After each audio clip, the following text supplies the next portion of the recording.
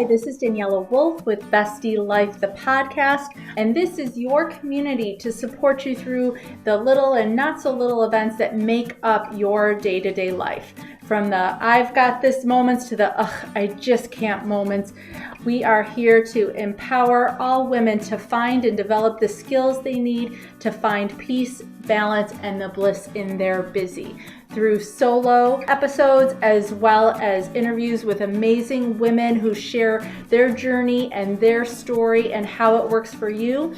I hope you find the inspirations to make you laugh, think, as well as maybe rethink what you thought you knew, and connect as we realize that we are all living similar ups and downs and don't have to do it alone. So excited for you to hear this episode, and thanks so much for joining me today. Hi, this is Daniela with Bestie Life, the podcast, and today I am excited for you to meet Jenn Drummond. She is a mom of 7. I know, take a pause on that one. She's a successful business owner and a world record holder as the first woman to climb the second highest summits on each of the 7 continents. I think I said that right. And you now spend your time inspiring other women to create a thriving business and lasting legacy of your own. You share your story of how you went through a very serious accident and a lot of things, and I know we're going to get to that. And you now have a book coming out called Quit Proof: 7 Strategies to Build Resilience and Achieve Your Life Goals. She also has her own podcast, the Seek Your Summit podcast. So I'm just so excited to dive right in. Thank you so much, Jenn, for joining me today. Oh my gosh, I'm so excited to be here. So thank you for giving me time on your show. So tell us a little bit about your backstory, what led you to the business you have, as well as the world record holder of climbing all these mountains. Was that all connected, or I just got to know? I call them like Life 2.0. It's been like the latest version, right? So we go through these different things or seasons of who we are and what we're doing. When I first graduated from college, I took a job in finance and worked as a financial advisor. Then I figured out how that worked. I'm like, okay, well, I want to have kids and I wanted to be a stay-at-home mom. So I started hiring myself out of a position and started to be a stay-at-home mom. My kids got into school. All of a sudden I was kind of lost. Like, what do I do? They're gone and I'm here, and I wanted to take on something else, but I didn't know how. So I just told myself, I'm like, okay, I'm going to wait until they get to college and then I'll start doing me again. But right now, this is just the season that I'm in, which wasn't really helping any of us. But I sold myself that was the thing we do as mothers. Luckily for me, I got into a car accident in 2018. So that I can say that lucky because I'm alive. What a way to frame it. Yeah. I'm alive right now. So I was coming home from a nearby town. I got hit by a semi truck. I went end over end 3 times and then started rolling sideways and ended up upside down in the median. Holy cow. I know, it was crazy. I mean, crazy situation. And someone came and then the ambulance came and they took me to the hospital and checked me over, and I was released from the hospital maybe 4 or 5 hours later after they ran a bunch of tests. And I'm like, what a miracle. Holy cow. Yeah, 100%. Like, I literally got a phone call from the police station maybe 3 or 4 weeks after the accident, just asking me some more questions because they were trying to rebuild the scenario to see how they could make that area safer. Like, we haven't rebuilt a scenario where you live, let alone walk away. Like, just to let you know this. And I'm like, wow. And the timing of that accident was interesting because a few weeks after that call, a friend of mine was running on a trail that you and I would push a stroller on.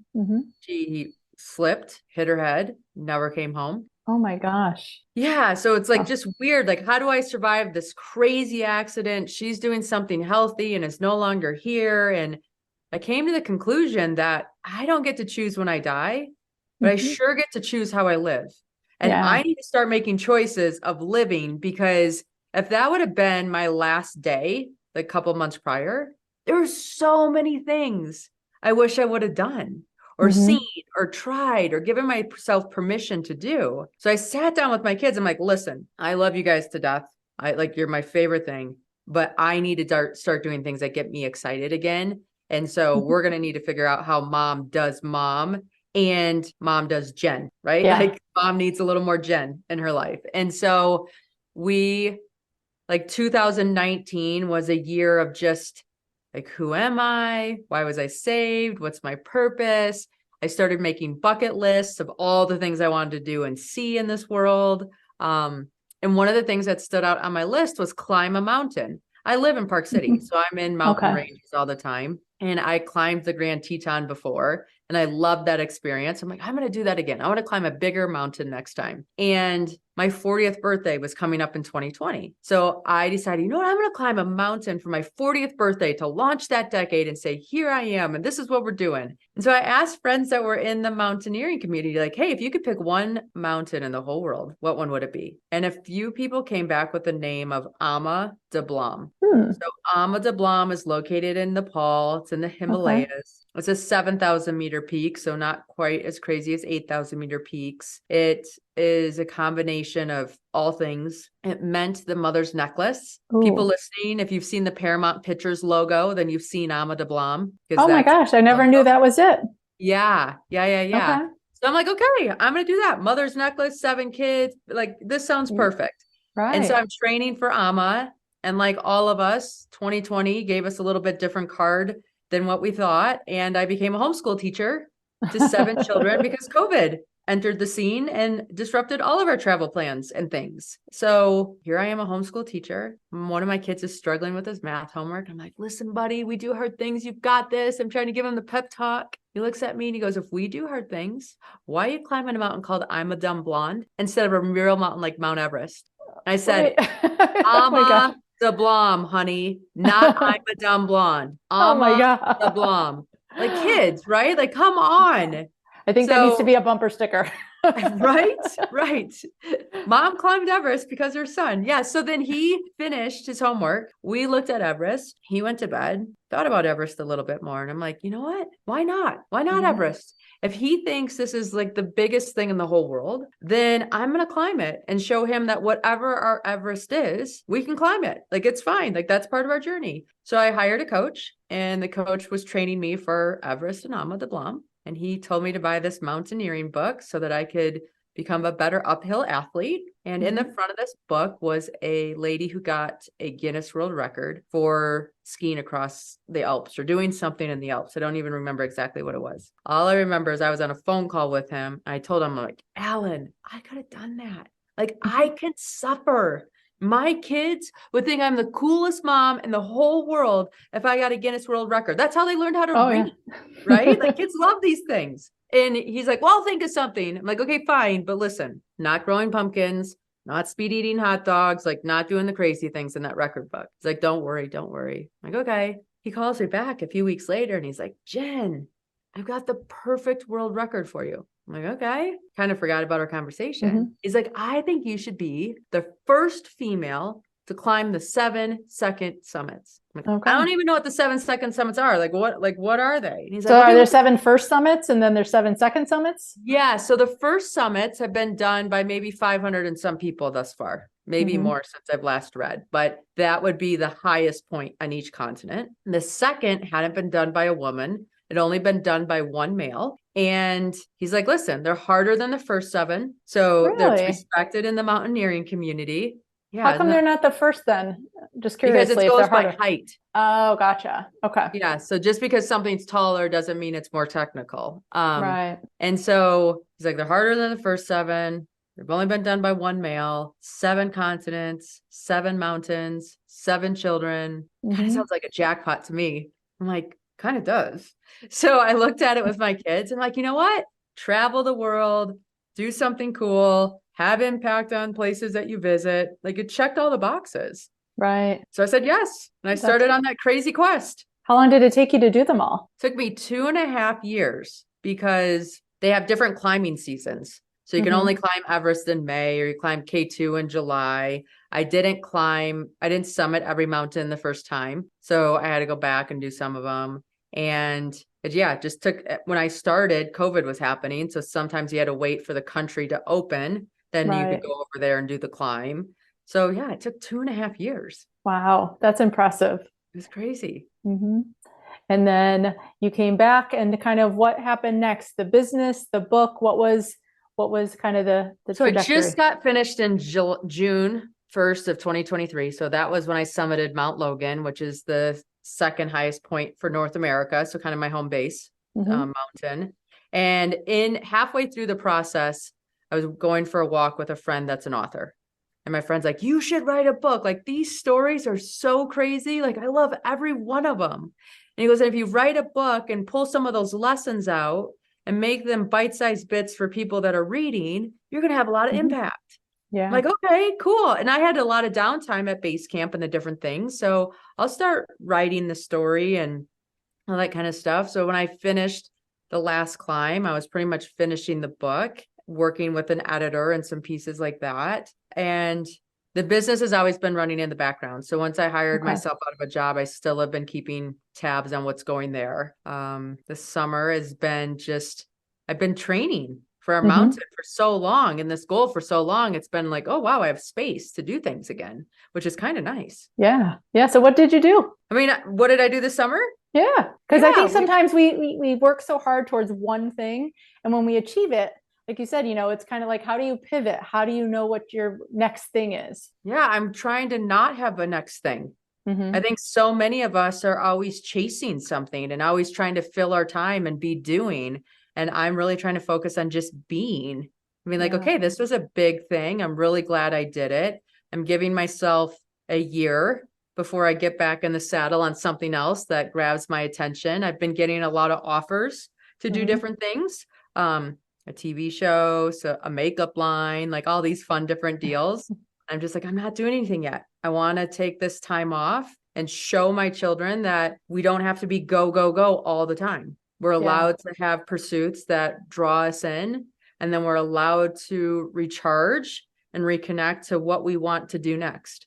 And I love that you use that word show, because I think so many times we try and parent our kids, teach our kids, tell our kids, but it's really what we show them, what we practice, what we actually show up and do that has the biggest impact on what they're going to walk away with. Yeah, definitely. I mean, I realized when I was like evaluating at the accident and everything was really raw, like, I'm showing my kids that when they're adults, they give up their whole life to just be a parent, and that's it. And I'm like, I don't want my kids to give up on their dreams or to give up who they are just because they're a parent. I want that to be an not an all-encompassing piece. And I think for so many women, when we become parents, we do kind of go all in because it's our passion, because it's what we love.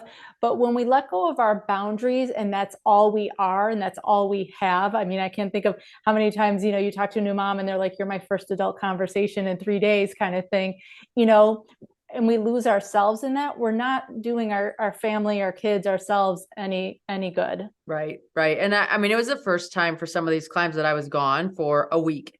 I remember my first climb, like, I've never been gone from these kids for a week. I mean, that's crazy. And so you go away for a week, and the beauty of it is you realize, okay, the wheels don't fall off. Everybody seems to be doing okay. Maybe there are some areas that don't go as smooth as possible. And that identifies areas that you need to help get the family a little bit more independent from you and realize, hey, mom doesn't need to be the only one that knows where the tide is in the house. That's not okay.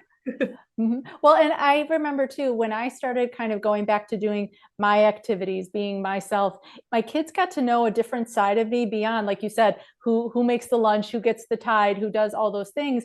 And the conversations we had and the way our relationship started to change once they started to see me as a person and not just the person who does things for them was definitely very transformational. In where we are now, they're adults, they're out at home, and just being able to have that connection beyond what I do for them. Yeah, definitely. That's such a fun relationship to have. And let them see, like, mom has friends still. Mom does things. Mom isn't catering to me 24/7, even though they wish I still was. I promise you. I think they all do, and definitely the fact that you learned how to take care of yourself and what you need. Are there other like smaller practices that you have on a daily basis that aren't as big as kind of training for the mountains? Yeah, I build my calendar out by the week. I look at it by the month to make sure that a lot of times we can set our calendar up and say, okay, this is what my week's going to look like. And then things happen. And so then meetings get canceled or shifted, or they spill over and they take up family time. And I was flying back from a speech at the end of last month. And I remember looking, man, I cut into a lot of family time, and I like to pride myself on being a family first person. And if you look at my calendar, it doesn't look like that. Yeah. because I keep track of what I'm doing. And it's like, okay, so I need to be more conscientious of what am I booking? What am I letting reschedule? And am I staying within the boundaries I set so that my walk matches my talk? Right, right. And I hear a lot of insight. And I think that's part of the process that we don't always allow ourselves. We just want to do, just tell me what to do. But that kind of acknowledgement and awareness is key as far as driving your actions, it sounds like. Definitely. I like to reflect and be intentional and make sure that I'm making the most out of life. And you do that by being honest with what you're doing and how it's looking and how it feels. And that allows you to make adjustments that feel right for yourself. Yeah. If you were someone listening right now and is thinking, okay, I want to take a step back and be more than just mom, what would be kind of one tip you'd give them or strategy as far as where to start? I would look at your calendar and say, okay, what are some things that I can overlap? Because none of us have extra time. Like we all are maxed out on time and that's how we feel. I have yet to meet somebody that has a lot of free time, that has children and a business and all this going on. So I would look at my calendar and see what types of activities I could bunch. So for example, if my kid had a soccer game, I might be the mom running or walking laps around the practice or doing 12-inch steps and That was me doing too. step ups. Yeah. And it's I like, love okay, it. so now I get to watch the game and I'm getting some movement in instead of just sitting there. And sometimes you do need to just sit there because you need to like unwind and just like recharge and let that time to just recover. But a lot of times we can do those different pieces. So I try to bunch as much. If my day's getting busy, we eat to-go food. Okay. Is it ideal? No, but I would rather have everybody's mental health better than their like food health for the day. And so we might order takeout, and that just is what's going to happen because that allows me to spend more time doing what I want to do with them instead of all the time that goes into getting groceries and prepared and dinner and things like that. So I think it helps to have a list of things that you're willing to negotiate at any time and be like, okay, guess what? We went over on this meeting. How do I get time back? I get time back by, saving laundry for the weekend, or I get time back by exercising at the practice, or I get time back by ordering takeout tonight because all of a sudden we get that time back. So you need to have things that are plus and minuses in your calendar so that you still feel in control and get to appreciate what you're doing and not just be this robot doing. Right. And it sounds like too, definitely having options, which I always love to share, is key because you don't know what it's going to look like on any given day. And being able to have, like you said, sitting one time, you're connecting with other people, and connections are part of your self-care. Being able to pivot to different activities, find different things makes it easier to fit in when you have those moments then. Yeah, you have them pre-planned. Okay, here's how we add 10 minutes to our day. Here's how we take away 30 minutes to our day. This is what it looks like. Maybe someone's going to shower in the morning instead of at bedtime. Okay, that's how it happened today. And just the grace for the fact that life's going to happen. It's going to be messy, and it's not about being perfect. It's about that progress of priority. And if your priority is your family, that's what you're making progress towards, not the perfection of what it needs to look like all the time, but just the majority. Definitely. Yeah.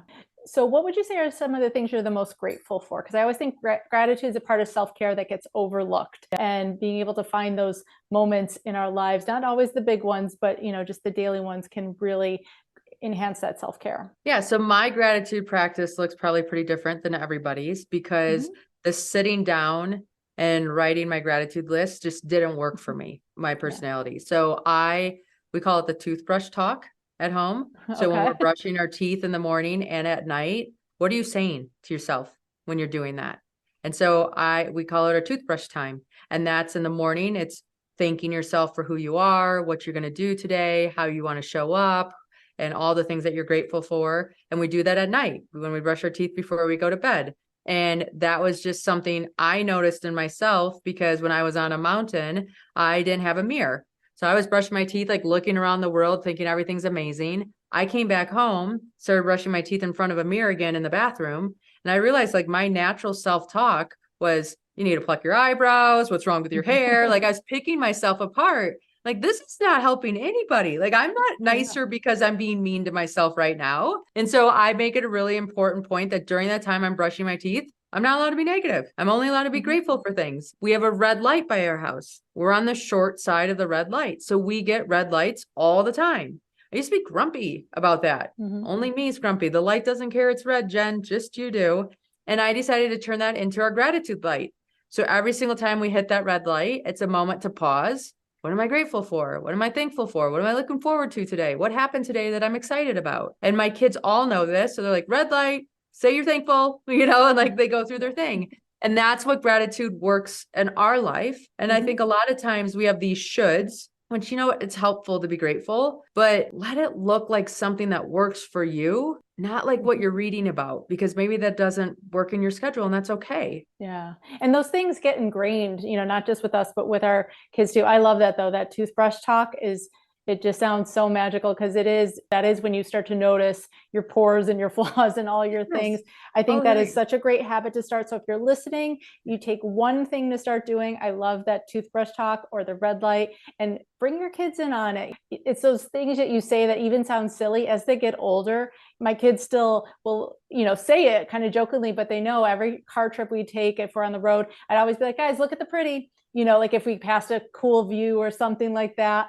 And they still know, they'll be like, hey mom, look at the pretty, like, it becomes part of who they are when you do those things regularly. Yes, definitely. I love it. So how can people find you, work with you, and get a hold of that book? Yes, please. So jenndrummond.com, and Jenn's with 2 N's. That will have a link to the Amazon. You can pre-order now. If you pre-order, you get a whole bunch of fun bonuses and some videos from some of the climbs and some different resilience hacks to help you with your day. And then all my social channels are on there, some challenges that I'm running that you're welcome to be a part of.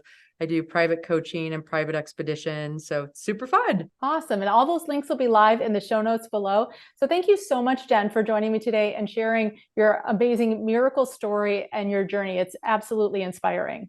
Oh, well, I'm so grateful to be here. So thank you. Thanks so much again for joining me today. I hope you enjoyed this episode. Please let me know any questions or comments that you have.